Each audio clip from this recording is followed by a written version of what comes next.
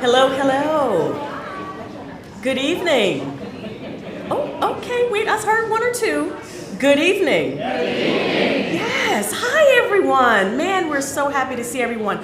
I'm gonna invite the folks who are sitting along that back row to please come and join us. There's plenty of seats at the tables. We're gonna be doing some activities. We'd love to have you join us and join the conversation, so feel free to do that. I wanna welcome each and every one of you. This is our fourth Equity and Engagement Café. Woohoo! Chad, hi Chad. We have some of our previous speakers in the room. We have folks who are brand new. This is their first visit with us, but we just want you to know that we're thrilled to have you. This is a very informal event. You can go out and grab food during the discussion, bring it back in, okay? Just no loud partying, please. Not until after the event, all right? So we're just excited that you're here. For those who have been kind of walking this journey with us as we have started this cafe, you'll note that every time it's slightly different. And part of that's because we're getting feedback from you. So please make sure that you actually respond to the survey and give us your feedback, because we act on it, because we want this event to be not only an event that you come back to over and over again, but you bring your friends to, all right? We want to make sure that we're meeting your needs and that we're providing opportunities for people to really collaborate around community engaged research. Both our community partners, our faculty members, our government employees, it doesn't matter. We want everyone to be involved in this work. So I want to first start by doing something new that we haven't done before. But I think it's important, again, to recognize that we are guests in this land. So I want to start with the land acknowledgement. We acknowledge that Nashville, Tennessee occupies the traditional lands of the Yuchi and Muskogee peoples and the ancestral hunting lands of the Cherokee, Shawnee, Choctaw, and Chickasaw peoples. Today, these people no longer have nation borders in the state of Tennessee after the Indian Removal Act of 1830 led to the forced removal of southern tribes to the west of the Mississippi River. In particular, Nashville resides on land ceded in the Treaty of Hopewell, which was signed 1785 to 1786. We also want to recognize the Native American Indian Association, which was funded over 40 years ago. It's a nonprofit service agency representing the concerns of over 30,000 Native Americans living right here in Tennessee by amplifying the knowledge and awareness of Native American culture and improving services for daycare, housing, health, social services, and nutrition for Native people. The NIAIA also proudly hosts Tennessee's largest annual Native American powwow every October. So for more information, please visit their website. They provided this information to us and we're very, very grateful. So thank you all so much for acknowledging this. So today we have some very special guests. But before we actually bring up our co-host, one of our co-hosts, again, for those of you who know, this is not just the Meharry-Vanderbilt Alliance that puts this work on. Dr. Sunil Kripalani, who's going to be speaking just shortly, is one of our co-hosts, as well as Dr. Michaela Cook at Meharry. So they will be helping to introduce our speakers for the day. I do want to acknowledge the Meharry-Vanderbilt Alliance staff, because oftentimes we have our thanks at the end. I want to thank them now. So can all the MVA folks please stand up? Thank you, team. Thank you, team. Really appreciate each and every one of you. We have several new team members, so please make sure all the folks that just stood up, please say hello to them. Get their contact information. We want to hear from you, okay? So without further ado, I'd like to introduce my great colleague, Dr. Sunil Kripalani, to come up and introduce our first speaker.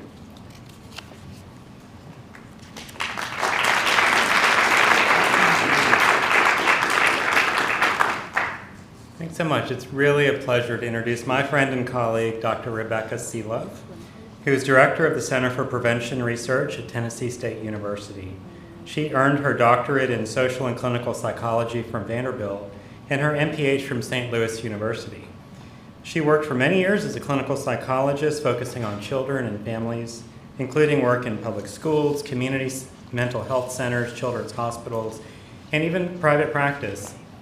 In 2013, she began her current position at TSU as a research associate professor in the Center for Prevention Research, participating in studies on cancer disparities, and she became center director 3 years ago.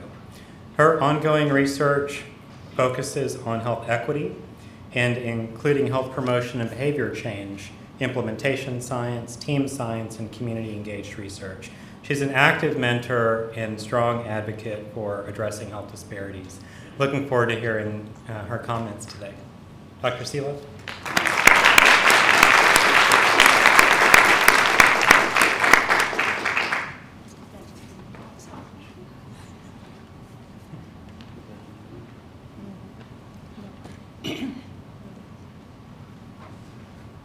Start my clock so I do not go over, because this is a topic about which I could speak for a long time. So I really am tickled that you invited me, Dr. Wingfield, to speak to this group in this beautiful place. And so glad that so many of you came to hear about this topic and to join us in bringing academics and community members together, because we have a lot in common, we have a lot to learn from each other. And I'm here very happy to represent Tennessee State University and the Center for Prevention Research to talk about engagement to benefit the community, which is the North Star. I am delighted to have colleagues in the Center for Prevention Research who volunteer to help me in achieving the goals of our center. And these include Dr. Brown, who's in public health, Dr. Robin Oates-Ballou, who's in psychology, Dr. Ivy, who's in biology at TSU. And I've had other colleagues over the years who have helped me. And so we've really had rich contributions from people from different disciplines. TSU's center was established in 1976 by Dr. Bakr Husseini. Dr. Husseini was new to TSU. He came in as a faculty member in the sociology department, and he was very interested in communities and community wellness. And he formed a group that was representative of people from different facets of the community, and that served in some ways that continue today. So Dr. Husseini hired me in 2013, and I have continued to enjoy the opportunities of working in research and sponsored programs. Research and sponsored programs is an office at TSU that helps foster an atmosphere conducive to research. There's a lot of training, and then they actually function as the official agency, the official agent of the university in helping people submit research proposals. So the mission, the fourfold mission of the Center for Prevention Research includes conducting rigorous science so that we can contribute high impact findings to address community concerns. We're also focused, the research focuses on individual and population health. It's an underlying and an enduring part of our program to address health equity, to address the distribution of disease and chronic illness in our community that falls disproportionately in some communities. And for us currently, that includes people of color, particularly African Americans, and people who live in rural communities. And then we also, as Dr. Kripalani mentioned, we also are very dedicated to teaching. And I'm so tickled that one of my students, two of my students might be here or were here. We do have funding for students. It's a priority for us to help students learn about social science research, health research, and to get excited about research. So we have programs that are devoted to also just helping students understand the importance of publications, learning how to write, learning how to read peer-reviewed journals so that they get a sense of being part of a larger community of people who conduct research for the benefit of the community. This is a graphic depiction. There are many variations of the continuum of engagement, and you can see going from left to right, less to more engagement. And on the left side of the screen, there's some community engagement. Researchers meet people who live in the community, who are experts based on their lived experience. And at that end of the continuum, which I like to think is happening less and less and less, it's not very bidirectional, and it doesn't really give much back to the community. There's a big movement. Lots of people are saying this isn't fair, it isn't good science, and so now more and more people are shifting to the right end of the continuum. And so in our work, that's where we are. And at that end of the continuum, there is collaboration, there is much more effort put into developing trust, which there are different versions of the statements about how trust is developed at the pace of a raindrop and it departs at the pace of a galloping horse. and so it's really fragile, and we work to develop relationships with our community partners so that they can trust us and so that we can benefit from their wisdom. And I want to give a little shout out to Reverend Neely Williams, who is one of my community partners. She's a community engagement specialist. Thank you, Neely. Neely has worked with researchers at Meharry-Vanderbilt and now TSU, and she also is involved at the national level in helping guide funding for research that benefits communities. We have a community partner, the Congregational Health and Education Network, that I'll speak a little bit more about as well, that really gives us a way to really understand some of the issues that we wouldn't know about sitting in our offices. So these are current activities of the Center for Prevention Research.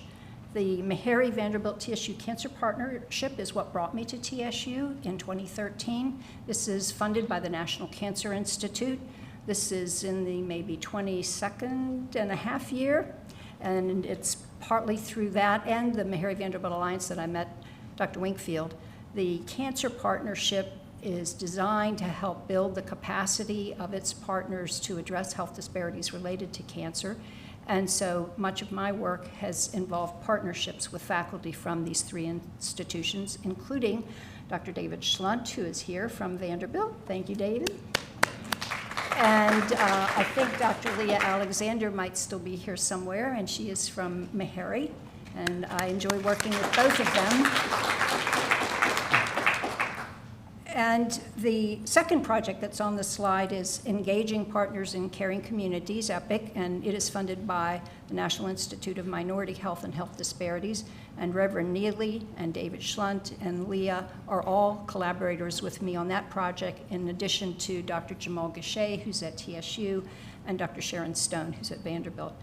And the main goal of Engaging Partners in Caring Communities is to work with faith organizations that serve African American communities in Nashville and help them expand their capacity to deliver evidence-based health promotion programs to their congregants. And it's a really big ongoing project. I have flyers with me. If any of you know or are part of a faith community that you think might want to be involved with us, I'll do a little recruitment here about EPIC. And in addition to these funded research projects, we hold workshops for faculty and students, primarily around writing, because writing's one of the early steps in building the capacity to apply for grants. And one of the goals of our EPIC project is to engage community members in writing. So Dr. Alexander is leading the development of a manuscript to describe the roles of community partners in peer-reviewed publication. And we also host conferences. We're starting to plan our third one. These annual community engaged research conferences are open to the public and to people from other university settings. And it's really about promoting community engagement, the wisdom about community engagement, and developing our relationships, academic and community relationships. So that's pretty much an overview of my work, and I'm really happy again to be in the room with so many people that I know are dedicated and appreciate the benefits of working with community members, where we learn from the wisdom of people with lived experience. Thank you all very much.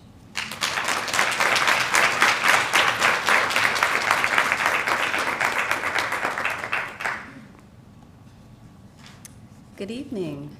Good evening. Oh, it's nice to see so many faces. So many that I don't know, but I look forward to getting to know. As Dr. Wingfield mentioned, my name is Makila Cook. I'm also co-host, and I have the distinct pleasure of introducing Dr. Christopher Kit Carpenter. Dr. Carpenter is a health economist who studies the effects of public policy interventions on health behaviors, particularly in the areas of adolescent health, substance use, and cancer screenings. He is an expert on LGBT economic demography. His research has been continuously funded and supported by the National Institute of Health, Robert Wood Johnson Foundation, and the American Cancer Society. Please talk to him. Dr. Carpenter is a research associate at the National Bureau of Economic Research and serves as an editor at the Journal of Health Economics and Economics, and the Journal of Policy Analysis and Management. In addition to his appointment at the law school, he holds courtesy appointments at the Department of Health, Medicine, Health and Society, and the Peabody College of Education, Leadership, Policy, and Organizations. Again, talk to Dr. Carpenter. Without further ado, Dr. Carpenter.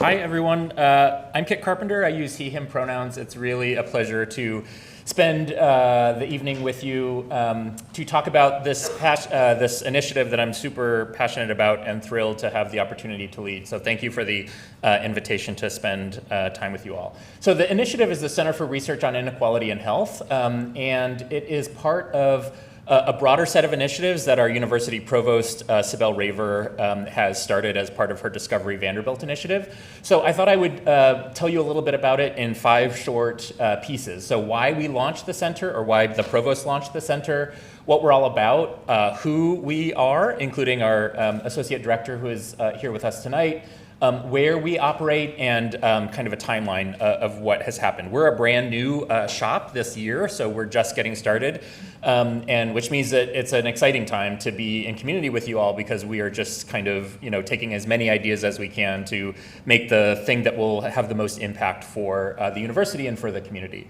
So the whole idea behind why we started the center, or why the provost, started our center, is that Vanderbilt has outstanding researchers across campus studying inequality in health, but our activities, including myself, including our associate director, including other faculty who we have just met in the last couple of weeks, actually. I met you, Kayla.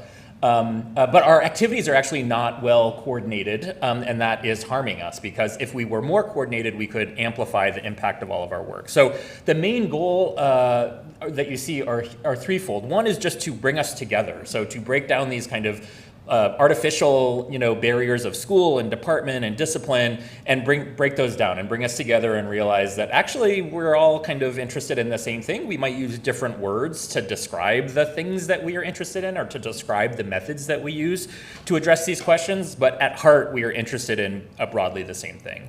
We're also have a goal of kind of, this is not surprising given it's a provost initiative, we want to get big federal dollars. So we want to have one of the output of those collaborations be like bigger, better ideas that will attract bigger and better awards from external funders, such as the National Institutes of Health or the American Cancer Society or folks like that. And we want to elevate Vanderbilt's role as a leader in this space while advancing our commitment to equity, diversity, and inclusion. As I mentioned, this is part of the Provost's broader Discovery Vanderbilt initiative, and the Discovery Vanderbilt initiative is based on this idea that, Vanderbilt's 12, 13, 14, I can't keep track, schools and colleges, it is changing by the day, that we're all kind of, should be interconnected in some kind of meaningful way. And so a part of the Discovery Vanderbilt initiative is to launch new centers that have key partners across campus that would not otherwise naturally collaborate. And arts and science, which is my disciplinary home, I'm an economist by training, and nursing, which is where our associate director, who's here, can you raise your hand or wave, Sheila Mulvaney, is appointed. And we have many wonderful colleagues in nursing. And one of the great things about launching this center is just learning how much we didn't know about each other before and how much great overlap there is. And so I really appreciate the provost's commitment to kind of bridging gaps in that way. So this is a multi-year investment to hire a bunch of new faculty, to support existing faculty, students, and staff along this effort to advance our, to amplify the impact of all of our work.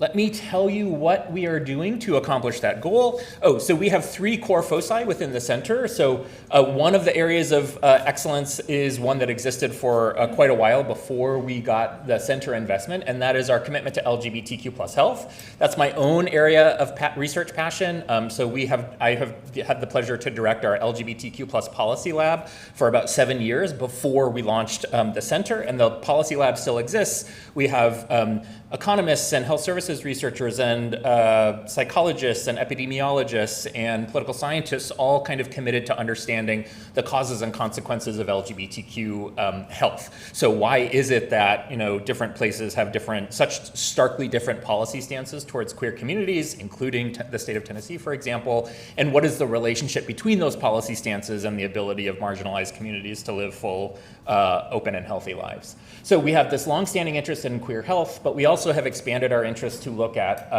a variety of racial health inequalities, especially the role of gun violence. So we have a leading scholar on our campus, Jonathan Metzl, who is one of the a psychiatrist by training and also a sociologist and a book writer, and has just published a book on the Waffle House shooting that happened several years ago. And we have a kind of a nexus of a group of faculty, including new faculty that we have been able to hire through these investments that the provost has made to advance our research in this area. We also have a group of economists, sociologists, and other folks who are broadly interested in economic inequalities in health. And if that sounds vague, it's intentional, kind of. The idea here is that our foci will change and ebb and flow according to the research expertise of the faculty associated with the initiative, but it gives us a lot of leeway to focus our efforts in the areas that broadly fit this third bucket, of which a lot fits.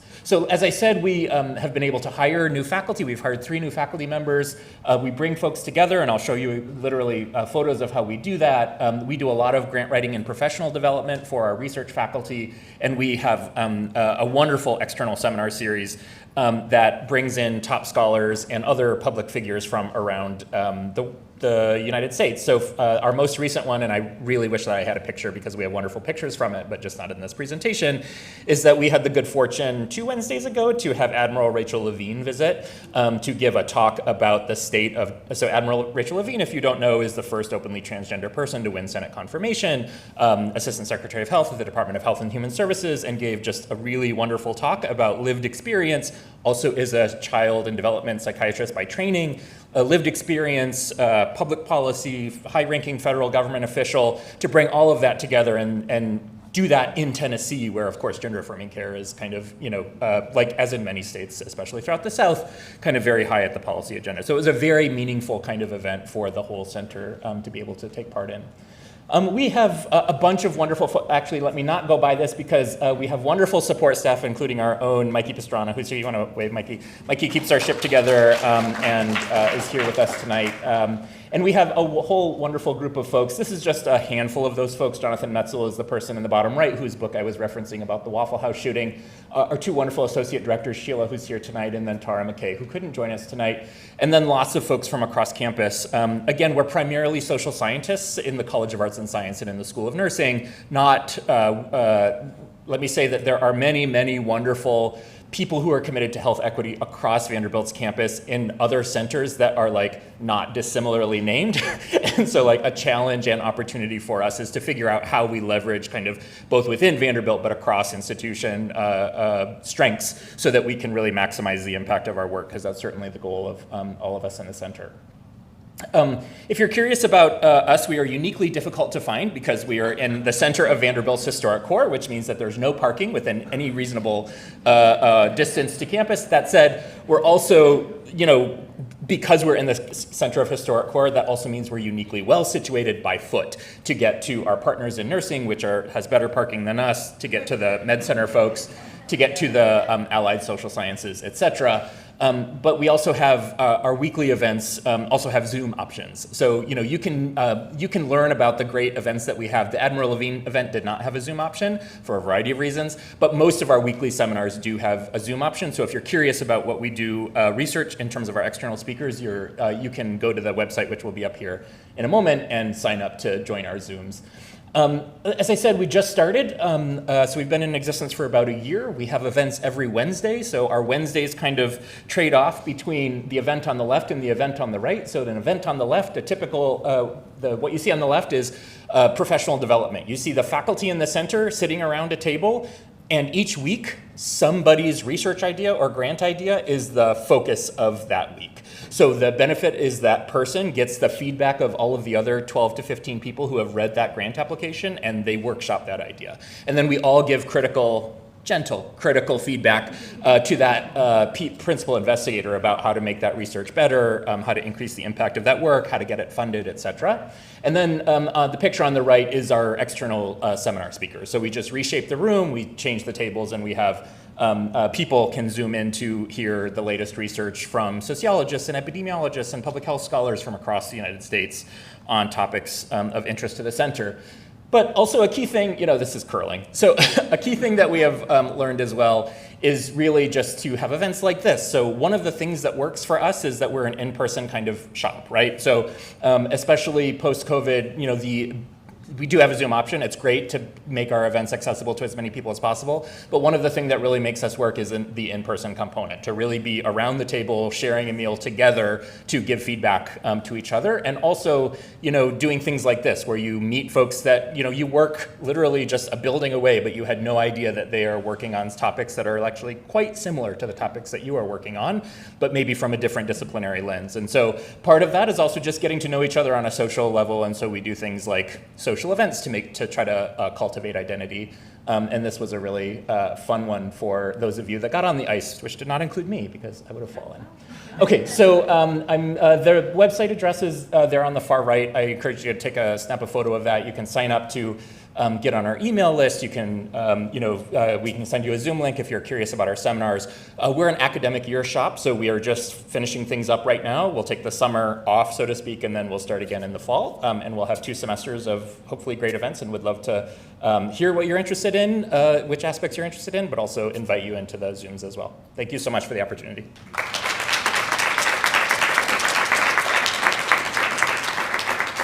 Thank you so much. Dr. Carpenter, do not go too far, because I'm going to invite you to come and have a seat along with Dr. Seelove. And while they're coming up, for those of you, how many of you have been here before? Okay, good. How many new folks? Wow. Okay. Woohoo! The news have it. So just so you know, normally we actually have folks talking about research. Did these folks talk about research per se? No. What did you notice? What are they talking about? Building relationships, connections. They're talking about these centers, right? So if you think about resources, so this is what I want you guys to think about, because you see there's a mic that's way over there. So folks on this end, sorry, you're gonna have to walk a little bit. But there is a mic on that end, and we want to make sure that if you have questions to ask, that you please do. Now we're gonna keep the Q&A pretty short, because one of the things, the feedback that we got from you all is that you wanna talk amongst yourself a little bit more. And so we'll have some exercises around that. But I do want you to know that this was intentional. Because normally we have 2 researchers talk about their specific research, and we have a community partner. Chad was our community partner last year. Hey, Chad. But we decided to really mix it up a little bit. So think about what questions you want to ask these center directors, right? And so I'm going to move over here, because I like to play Oprah. Normally I have my mic, but I don't have that today. So I'm going to go and sit down over here. All right. You get a grant, and you get a grant.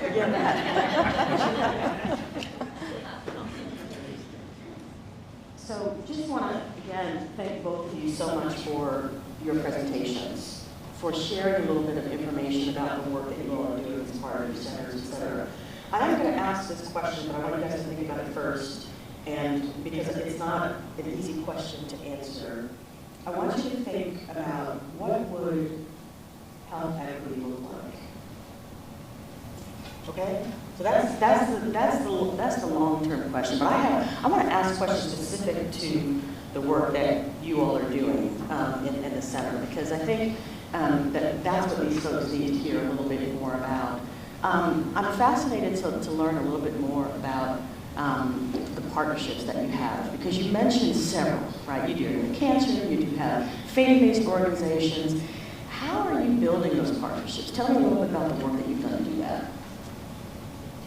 Is this on? You got to press the little button there. There we go. Well, there are some people here that I met not too long ago from the Meharry-Vanderbilt Alliance. But I've been going there been going to an organization for a long time called the Greater Nashville Health Disparities Coalition. That's where I met Reverend Neil Williams. And some of you I met at a meeting just last week. There are organizations in Nashville where people come together because they want to collaborate. And so that's one of my favorite, the Greater Nashville Health Disparities Coalition. They have a website. And through that organization, I also met Reverend Marion Lee, who was at the time director of an organization called Congregational Health and Education Network. Chen is based at Nashville General Hospital. And if you know about Nashville General Hospital, it is in North Nashville. It serves a wide patient population and is a beloved community center for many people who live in North Nashville. In partnering with the university to conduct research, and it was through him, I believe, and through Reverend Neely's prayers and 2 professional prayers on my team, that we got the federal funding for EPIC. And so those are going to events where people come together because they want to tell one another. I'll say one other one. There's a group called TNCEAL, Tennessee Community Engaged Alliance. There is a pretty large grant that is housed at Meharry, and it's a statewide project to bring people together to address health disparities. They have a Tuesday morning call. I usually participate in those and hear about events that are happening across the state, university folks, community engaged folks. So being in the room where people are talking about these things is some of my qualities are. Well, but you're also being intentional about it, right? So you said you went to, right? So here you have research academicians going to, but you also created an open door where folks could come to you, right? So it's really being intentional about that. And I tell you, Neely, you're getting it tonight, because I work with Neely on the national level. Let me tell you something. She just revs folk up, right? So she is really doing it. And this is the power of community partners, right? This is to say you all can come with ideas, but also come with expertise and leadership so that we can actually do research better and differently. So Kit, I want to talk with you a little bit about, you talked about the interdisciplinary team, and you have a lot, right? Like you've got lots of different schools. Now, so he's Vanderbilt University, for those of you who don't know. Vanderbilt University and Vanderbilt University Medical Center have a little break up. So tell me a little bit, because I didn't know that, your shop is doing cancer screening, you guys are doing all the things. So tell me a little bit about how you're being intentional, right, about engaging researchers across campuses and across those many schools that you share. Yeah, do I have to push the button? Yeah. Okay, great. I think so I was going to answer your question about community partners, but Do that too. so let me answer that one while I think of an answer to that other question that you asked, which was really good. So one of the things, it may or may not surprise you that, like, for my own area of passion, which is queer health broadly defined, we're very intentional about, like, the people in our hallway bringing their full lived selves to work, for example, and it may or may not surprise you that, like, most of the people that work in our hallway to work on queer health are queer identified themselves, including myself.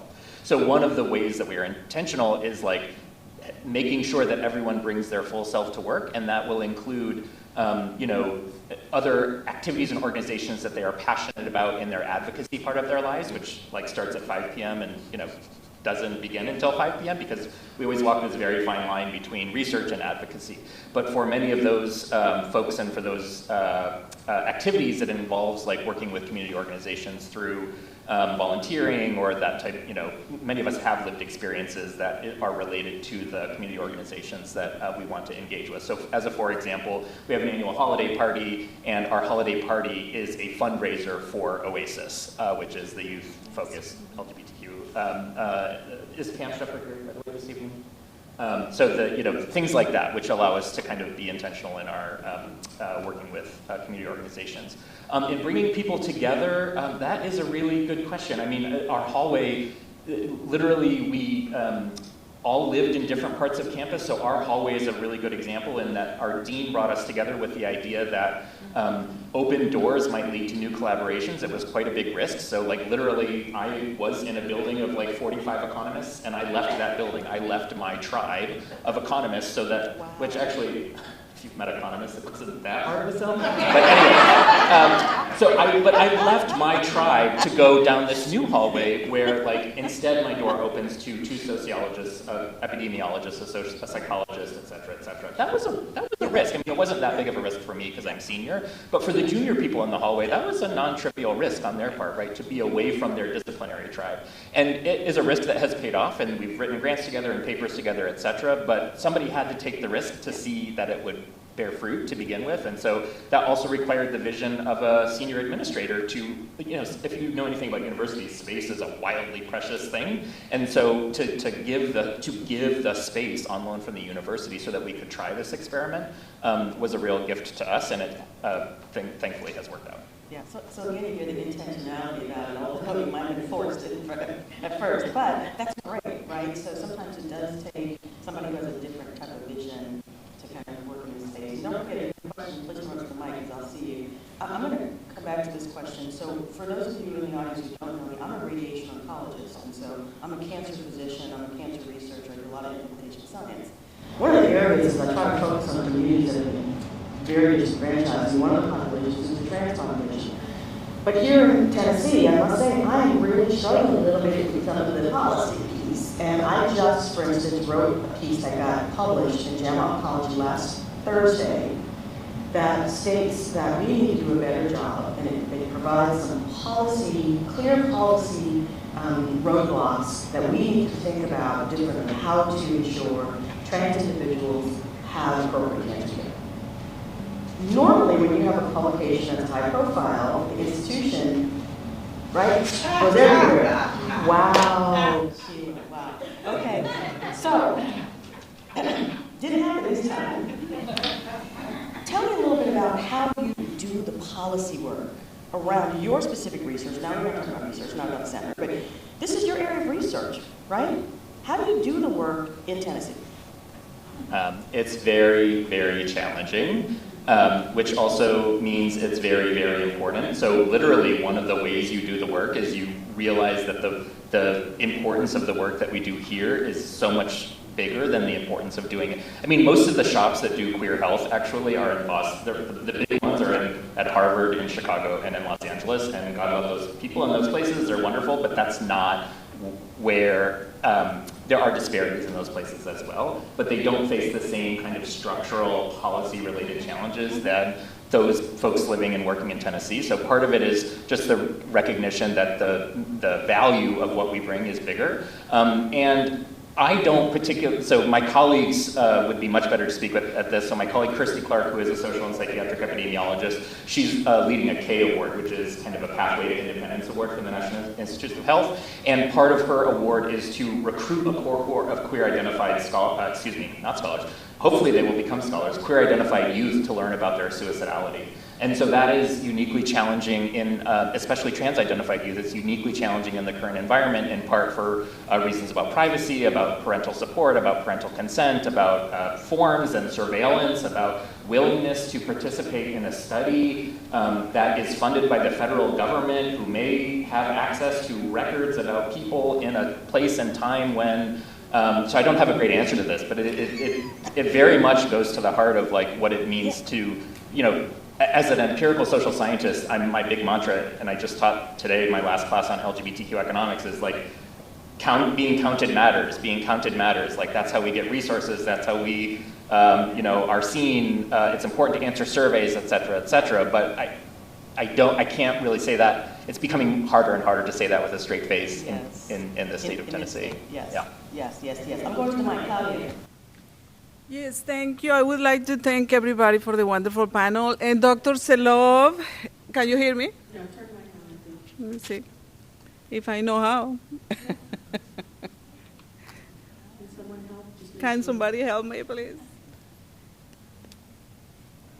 Hello. Now it's better. So thank you to Dr. Selov for mentioning the Greater Nashville Health Disparities Coalition. Jacqueline Dalton and myself, we are the chairs, and there is a lot of members of the coalition here tonight, so thank you so much. I have one question, and is I'm very curious about the process that you have for reviewing grants. Are you including any community advisory boards or community members to provide feedback for the applications that are presented to you? That is a fantastic idea. We have not so far. Many of the grants that we're reviewing have community advisory boards written into them, but we haven't convened a community advisory board to help review the grants, but we can consider that going forward. And if that's best practice, then I'd be very much interested in learning that going forward, absolutely. Thank you for the suggestion. Because of the light, I'm not 100% sure. Do I see Joan over here? Yes, Joan Clinton-Davis. So Joan is a member of the Community Advisory Board for the Meharry-Vanderbilt TSU Cancer Partnership. And we did come to our Community Advisory Board when we were writing the proposal for EPIC. And Joan is actually now also a member of our project leadership team on EPIC.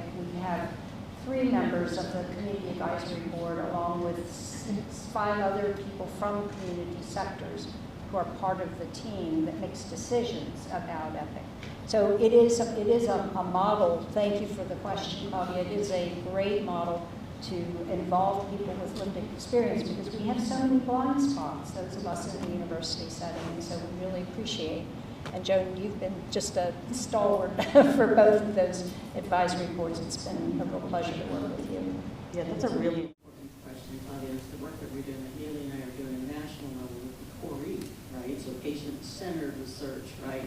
You can't be patient-centered if you don't have patients involved in the process, right? And so engagement needs to happen early and often, and there are so many researchers here that do it well. I'm not going to play you out, I promise. I'm going to leave it alone tonight. But there are some researchers that do that and do it well. So it's one of these things to consider is how do we kind of engage lots of these community members who are sitting right here, who many of whom have lots of not only their lived experience, but also have professional experience as well. It's the same way Joan does in communication. So, yeah.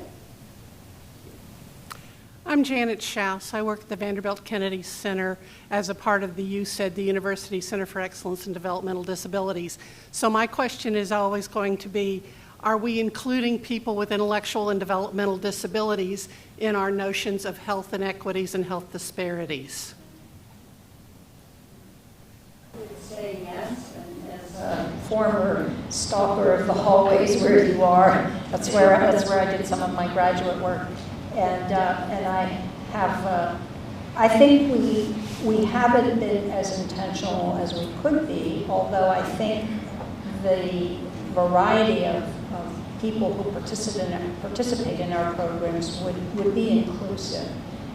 But I appreciate your question for the prod it's giving me to be more intentional, to think about how might we make sure that our programs are going to be beneficial to folks with all kinds of abilities. Do you want to share a little bit? Because I know I was just amazed at the last call that I was on. Do you want to share a little bit about how you've done that? Well, I'm not sure what you're wanting me to say. Truth. I mean, I'm just impressed about how you work with individuals.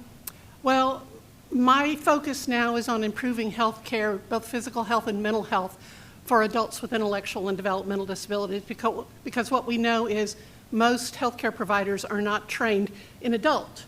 If they're pediatricians, they have some training in intellectual or developmental disabilities. Some rehabilitative medicine folks have that knowledge base.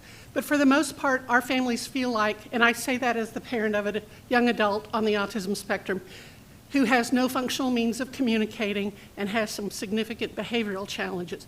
We feel like we fall off a cliff. And there's no warm handoff from the pediatrician. It's like, you know, good luck. I think there's a med-peds clinic at Vanderbilt. You might call them. And then the other barrier, which Karen and I have talked about a little bit, is TennCare. Many of our folks rely on TennCare, and Vanderbilt does not take TennCare for adults. So they want us for research. They're happy to have us when our kids are little, but then they show us the door when they turn 18, and they're relying on SSI and TennCare. So my projects are the IDD Toolkit, which is an online resource which we've just revised. It was just launched last Monday with revised tools for medical providers to better serve adults with intellectual and developmental disabilities. And I'm also working on a Project ECHO with healthcare professionals across the state, funded by one of our MCOs, WellPoint. So if you know anybody who might be interested in better serving this population and they take WellPoint TennCare, please come by and see me. I would love to talk to you all. So. Thank you so much. We're going to get ready to wrap this part up because we want to get to the other kind of more fun kind of stuff, even though this was very fun, y'all, just saying. IDD is actually, it's a congressional mandate for CORI, believe it or not. So individuals with disabilities, intellectual developmental disabilities, IDD, it really is not, that's why IDD is there. But that's actually one of the congressional mandates for research funding from CORI. So if you are doing that work, know that there's grant funding that's there, but it is also a mandate that could be patient-centered, so that's great. So before I have Rami come up, because he's going to come and start to tell you how you guys are engaged with each other, I didn't forget the question. So, briefly, health equity, what does that look like to you? So there are a lot of illustrations of what health equity looks like, and you may have seen some. There oftentimes is like people standing on boxes, looking over a fence into a baseball game, and you have people of different heights, and one's shorter and has a taller box. I'm not particularly fond of those models because they imply that the health equity intervention is on a person-by-person basis, and this is what brings us back to policy. You know, it's really the system that's creating burdens for people. So one of my favorite illustrations, it's harsh, but it shows two people in a position getting ready to run a race. And one person has a smooth track, and the other person has a track that has holes and rocks and brambles in it. And so what health equity looks like to me is clearing that path, making a way for people who have, burdens created by the context, making a way for them to get to their goals without having to navigate those burdens. I love that. I love that analogy. Thank I you. really wish you would have asked me first so I didn't have to follow that, because that was way more eloquent than what I will say, but remember, I am an economist, so the bar is low.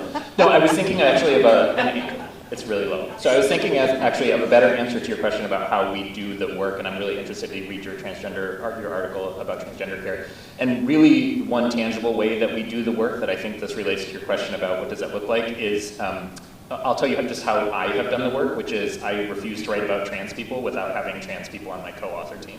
So the one reason I got into writing about queer people was because I was sick of straight people writing about my own life and not having members of my community on their team. And I started to write papers about trans people because nobody else was, and was realizing that I was doing the exact same thing that I was mad about the other people doing. So, and I was like, oh, but it's hard to find trans economists, et cetera, or it's actually, in economics, a little bit challenging, but it's not impossible. So it's just, you have to make the request and make it known. And so I think naming, for me, health equity, a big part is like naming not only what we've done, but where we've fallen short. So, the wonderful thing, one of many wonderful things about the picture of all the affiliates is all the wonderful people, but you may have noticed, I'm like the darkest person on that picture of faculty affiliates. So for example, that's a problem. So naming that is a problem so that we, can try to do better in our faculty recruitment and our partnerships and events like this. That's why this opportunity for me is like such a gift. Awesome. Thank you both so much. Please help me thank our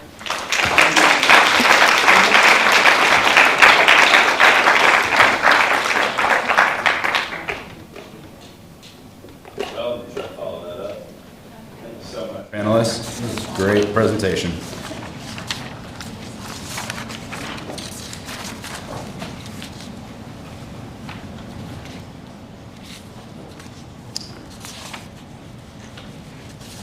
So at your table, as you all came in, you were aligned to your table, hopefully, with at least one community-based organization represented at the table. Now, not for sure that has happened, but we do hope so.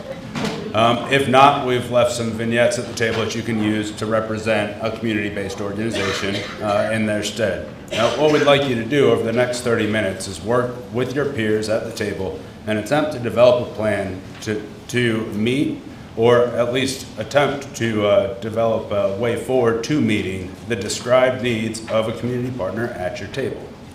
If you look up at the large sheet on your table where it says "Let's Collaborate," you'll find that there are step-by-step instructions what we intend to occur here, which is just to set out some basic goals and identify a strategic plan moving forward as, hopefully, some new collaborative efforts to engage health equity.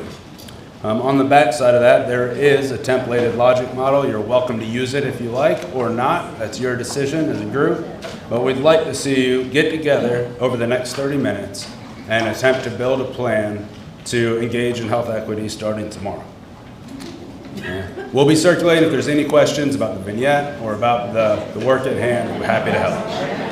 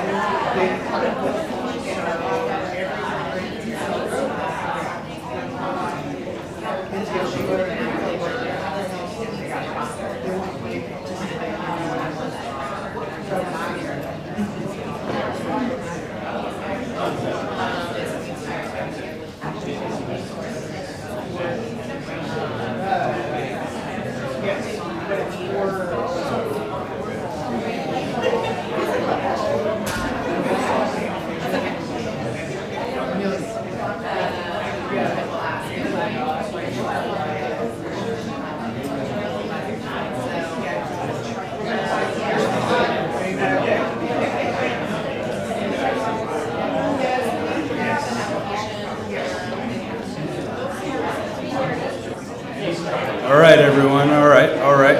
We've got to wrap it up. We're almost out of time for our venue, so I'd like to interrupt you and kind of bring us back into moving forward with the end of our event here. So, if there's anyone that would like to give a shout out for something innovative they feel like they discovered over the last half an hour from their table, could you please just let it out to the room? Give us a shout out. Anybody want to share? Go ahead. We're going to innovate it the fact that we wanted to do it. We were willing to provide ideas and make it more. Not literally something that comes from.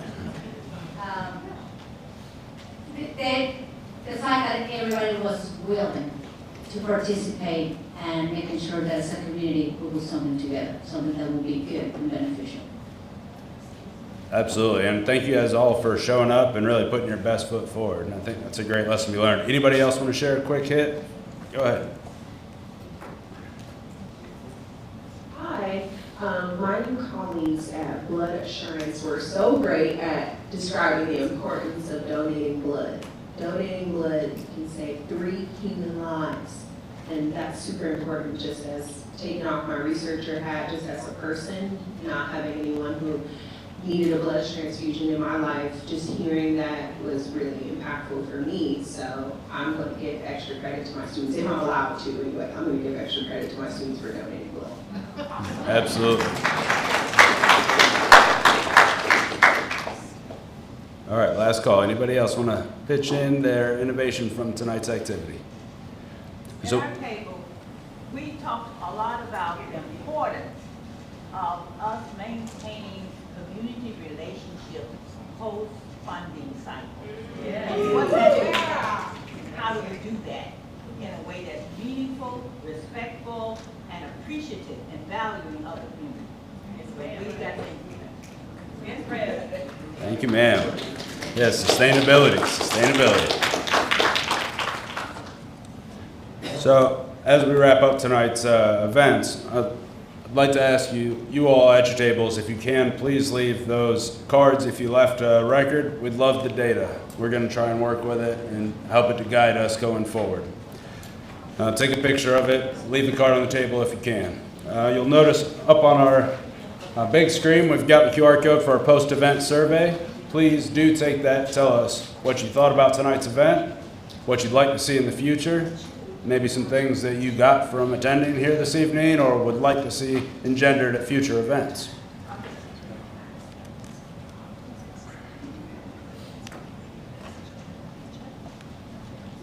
I promise I'll bring it right back up. I have one more thing to talk about, okay?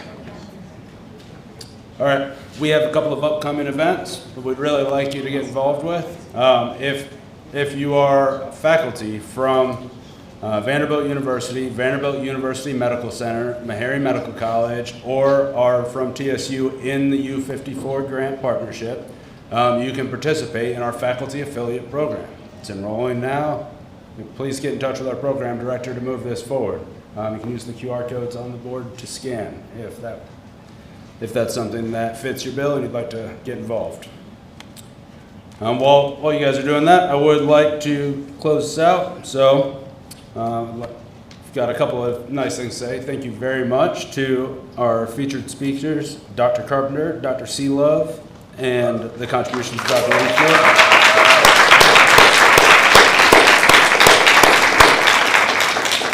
Thank you for our specialty introducers this evening, Dr. Kripliani and Dr. Cook.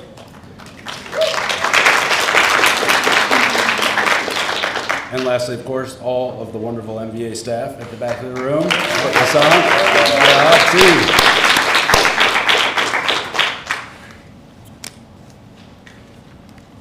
Okay, so I'm going to put back up the post-event survey. Please make sure that you guys give us your feedback here if you'd like to tell us a little bit better how we can do this in the future. On your way out this evening, as you leave, please turn back in your name tags and there'll be a gift bag for you. And thank you so much for attending. I really appreciate it. We appreciate you guys.